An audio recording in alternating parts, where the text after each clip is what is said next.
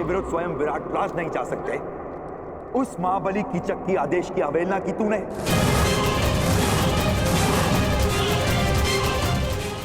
मूर्ख दासी, मेरी शक्ति, मेरे अधिकार के विरुद्ध जाने की अवहेलना की तूने।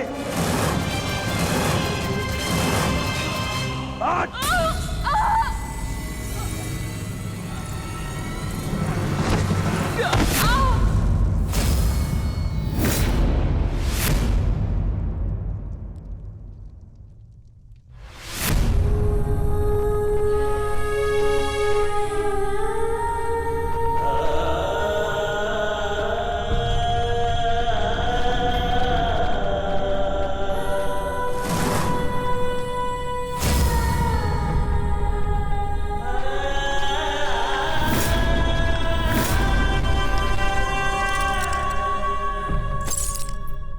घुंघरू पहन और नृत्य कर, नहीं तो तेरे प्राण यहां नृत्य करेंगे।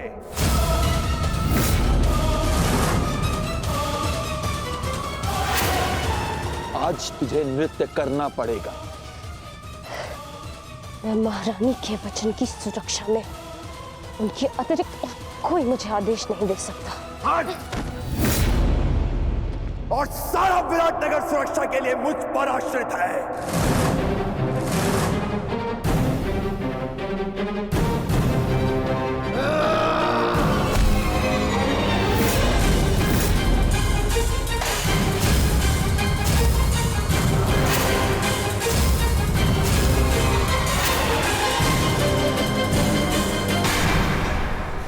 शांत भी, शांत।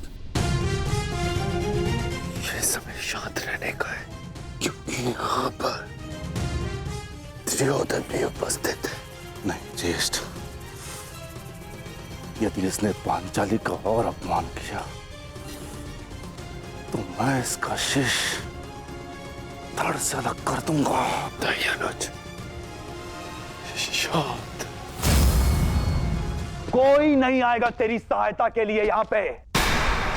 घुंघरू पहन और नृत्य कर। बस सेनापति।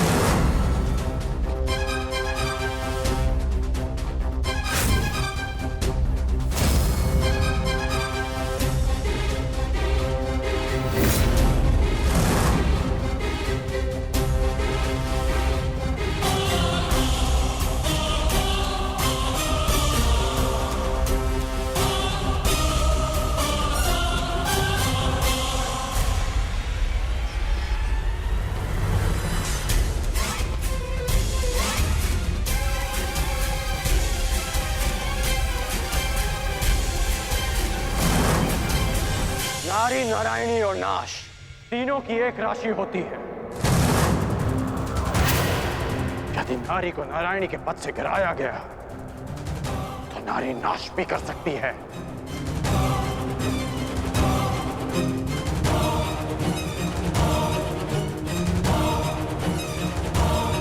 और आप युवराज, अभी तक एक नारी के अपमान का कलंक हस्तिनापुर और हमारे मस्तक से उतरा नहीं कि आप एक और अपमान के भागीदार बनने जा रहे हैं।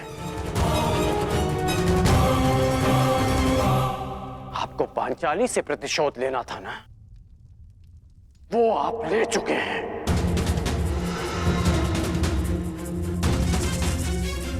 फिर इस अभागी ने आपका क्या बिगाड़ा? आप इस अपमान में भागीदार क्यों बन रहे हैं? मित्र,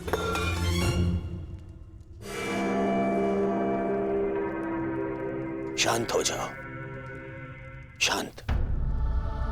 मैं यहां केवल अतिथि हूं।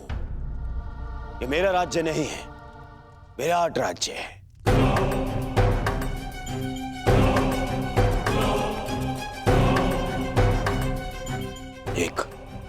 एक स्वामी अपनी दासी के साथ कैसा बर्ताव करे, इस पर प्रश्न उठाने का अधिकार मुझे नहीं है। सही कह रहे हैं आप कि आपका अधिकार नहीं है। हाँ, परंतु ये आपका कर्तव्य है युवराज। एक नारी का अपमान रोकना हर पुरुष का कर्तव्य होता है।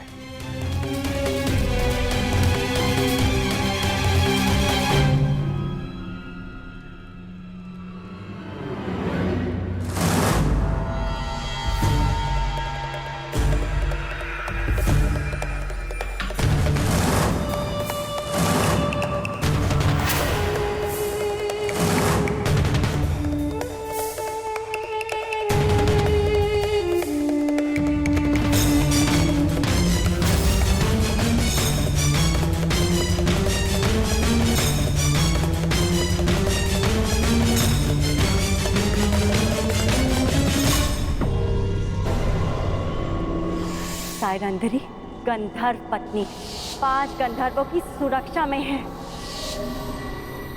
मेरा संदेह ठीक था। केवल द्रौपदी ही नहीं, 5 पांडव विराट में उपस्थित हैं। मित्र दुर्योधन को इन 5 की ही खोज है।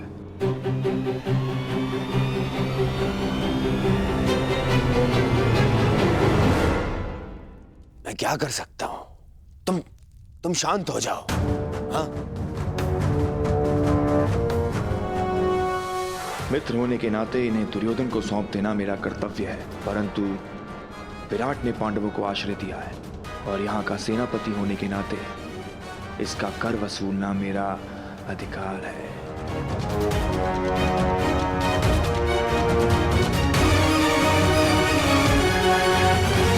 बहुत हुआ दासी, अब जाओ यहां से।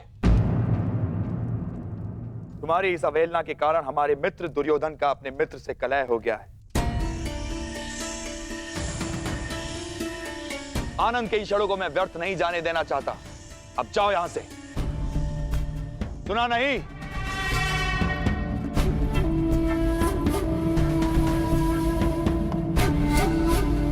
क्षमा चाहता हूं मित्र, और खेद है अंगराज, मैं तो आप लोगों का मनोरंजन करना चाहता था। इस दासी के दर्प ने मेरे कार्य को असफल कर दिया। क्षमा प्रार्थी हूं मैं आपका। ये आप कह रहे हैं सेनापति की इच्छा?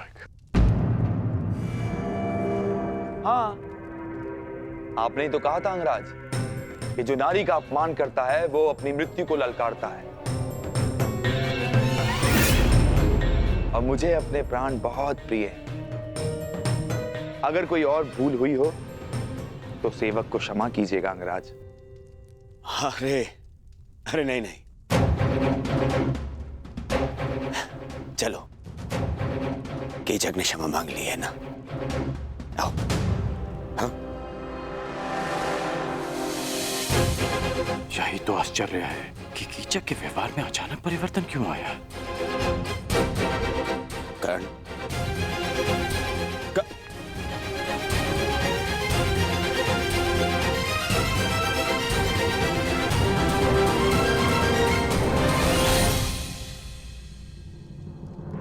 तुम्हारे अपमान का प्रतिकार मैं उसी क्षण कर देता पांचाली, परंतु तुमने मुझे क्यों रोका? क्योंकि 12 वर्ष की प्रतीक्षा, हमारी प्रतिज्ञा पूरी करने की तपस्या को भंग नहीं करना चाहती थी मैं। और आज भी कीचक ने जो कुछ किया उस दुर्योधन की उपस्थिति के कारणवश किया। अब मुझे केवल उस क्षण की प्रतीक्षा है जब युद्ध का शंखनाद होगा और मैं अपनी आंखों के सामने एक एक कौरव का नाश देखूंगी।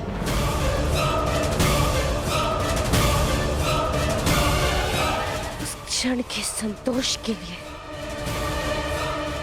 ये पांचाली कितनी भी पीड़ा, कितना भी अपमान सह सकती है।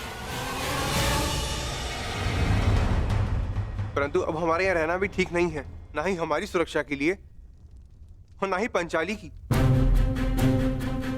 हमें शीघ्र ये स्थान छोड़कर चले जाना चाहिए। नहीं नकुल, हम सब इस राज्य में प्रमुख पदों पर हैं। मैं महाराज का विश्वास पात्र सभासद हूं।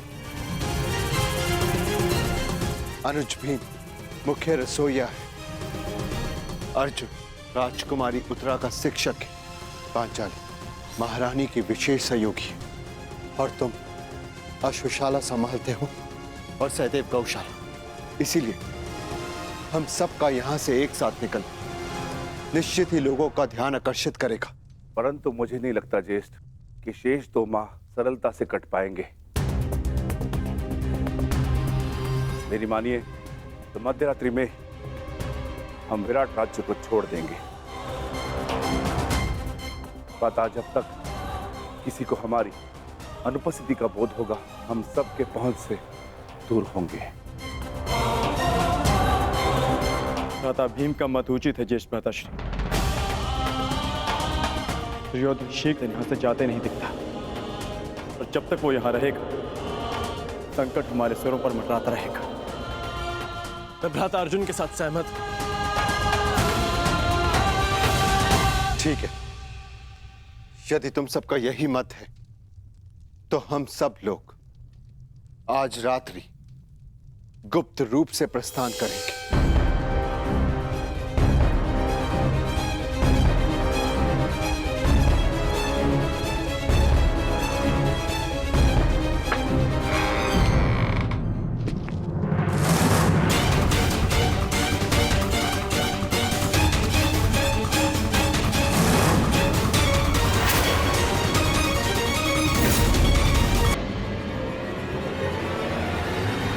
सेनापति कीचक, आप यहाँ पर?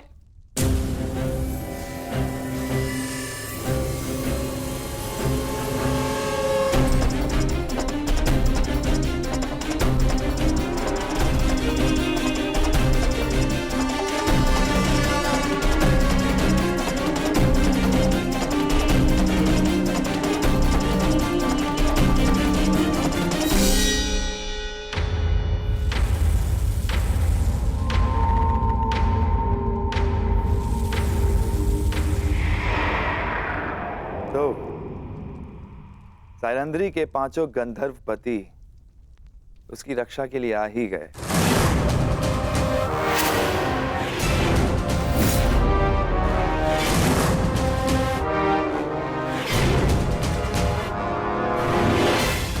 प्रणाम ज्येष्ठ गंधर्व।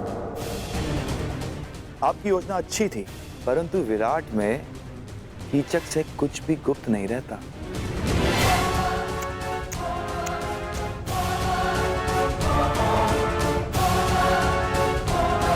बेचारा दुर्योधन सारे आर्यव्रत में सेना लिए घूम रहा है, तुम लोगों की खोज कर रहा है।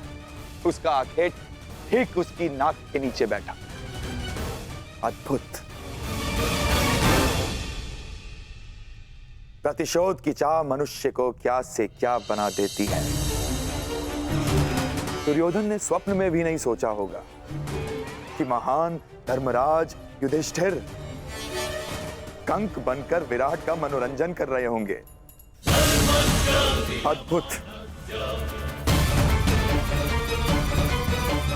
और भोजन भक्त महान भी दूसरों के लिए भोजन पका रहा है, झूठे पात्र धो रहा है।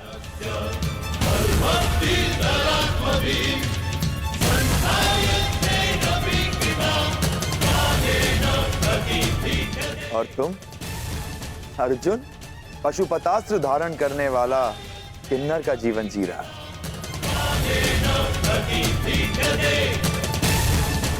और बेचारे कोमल सुंदर नकुल सहदेव जो सदा सुगंध में नहाए रहते थे, आज अश्वों की लीद और गौवंश का गोबर साफ कर रहे हैं। अद्भुत।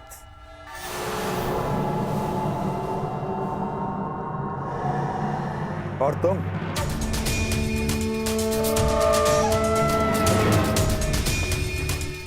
पिछले 13 वर्षों से अपने खुले केशों को बांधने की चाह रखने वाली यज्ञसेनी सुदेशना के केश सज्जित कर रही है। अति मनोरंजक।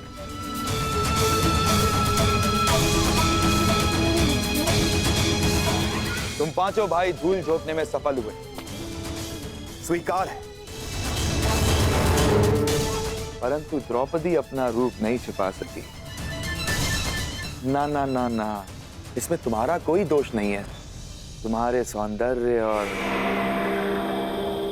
यौवन का दोष है।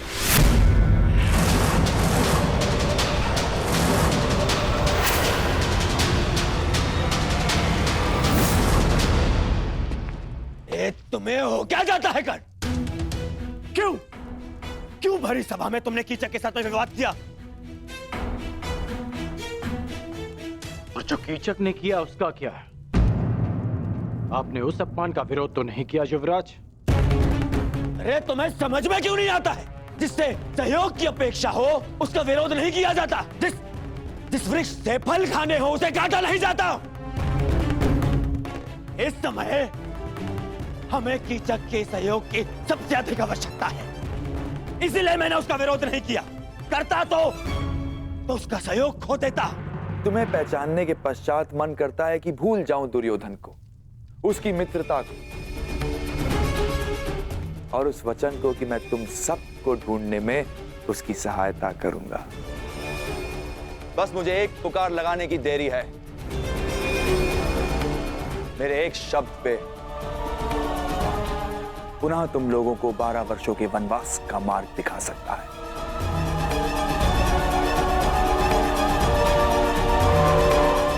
और यदि ऐसा हुआ तो कैसा लगेगा यज्ञसेनी?